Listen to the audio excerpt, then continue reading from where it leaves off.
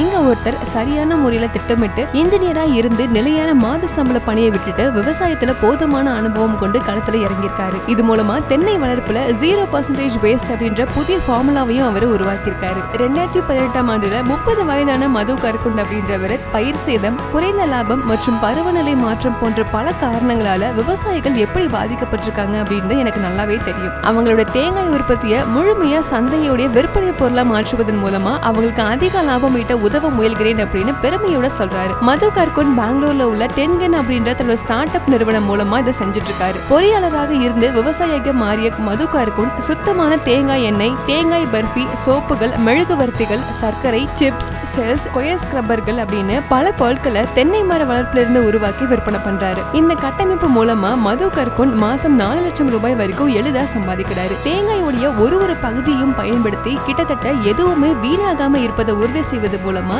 0 waste ஃபார்முலாவை உருவாக்கி தென்னை விவசாயிகளுக்கு புதிய பாதையை உருவாக்கியிருக்காரு.